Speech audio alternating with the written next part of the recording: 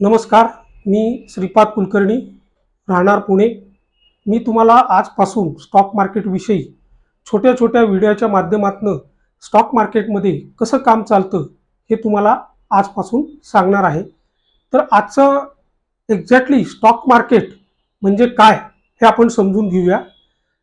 Stock market विषयी आपल्या महाराष्ट्रात बरेच समज आणि गैरसमज आहेत। ॲक्च्युअली बऱ्याच लोकांचे गैरसमज असे आहेत की स्टॉक मार्केटमध्ये हा लॉसच होतो आणि काही नगण्य लोक किंवा 5-10% लोक जे आहेत त्यांना वाटतं स्टॉक मार्केट चांगलं। तर हे असं काय? त्यासाठी कारण म्हणजे की आपल्या ऐकण्यात वाचण्यात दोन गोष्टी येतात। तर दोन गोष्टी येतात, एक तर पॉझिटिव्ह गोष्ट किंवा निगेटिव्ह गोष्ट। ज्या लोकांच्या वाचनात किंवा बघण्यात निगेटिव्ह गोष्ट येते त्यांच्या दृष्टीने स्टॉक मार्केट म्हणजे हे निगेटिव्ह आहे किंवा सट्टा आहे, जुगार आहे। आणि ज्यांच्या वाचनात किंवा ऐकण्यात पॉझिटिव्ह गोष्ट ऐकण्यात येते त्यांच्या दृष्टीने स्टॉक मार्केट म्हणजे हे उपजीविकेचे साधन होऊ शकते। तर आज आपण बघणार आहोत स्टॉक मार्केटमध्ये आपण कशा प्रकारे काम करू शकतो आणि हे कंप्लीट उपजीविकेचे साधन होऊ शकते का।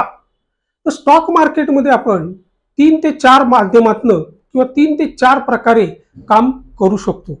पहिला प्रकार म्हणजे इन्व्हेस्टमेंट करून स्टॉक मार्केटमध्ये शॉर्ट टर्म किंवा लॉंग टर्म इन्व्हेस्टमेंट करून आपण प्रॉफिट किंवा पैसे अर्न करू शकतो। दुसरा प्रकार इंट्राडे ट्रेडिंग।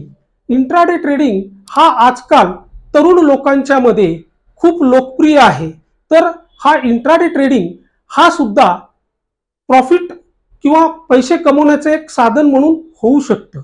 नंबर 3, तुम्ही जर का मिनिमम क्वालिफिकेशन 12th पास असेल तर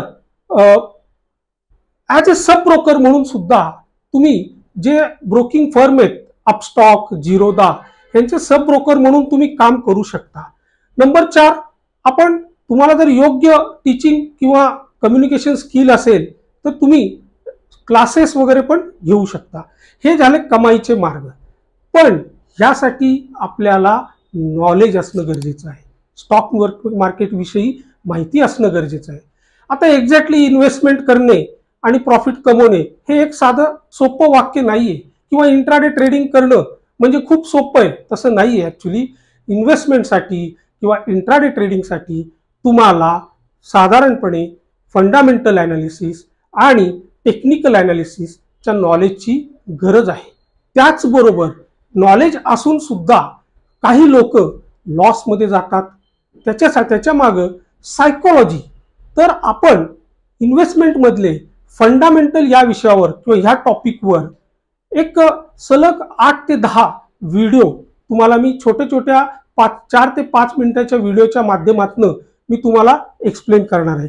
त्याचबरोबर नक्की इन्व्हेस्टमेंट करताना किंवा इंट्राडे ट्रेडिंग करताना सायकोलॉजी काय करत असते, एक्झॅक्टली आपल्या मनामध्ये काय चाललेलं असतं, त्याच्यावरती कसं कंट्रोल करायला पाहिजे हे सुद्धा मी 7 ते 8 व्हिडिओच्या माध्यमातून तुम्हाला मी एक्सप्लेन करणार आहे।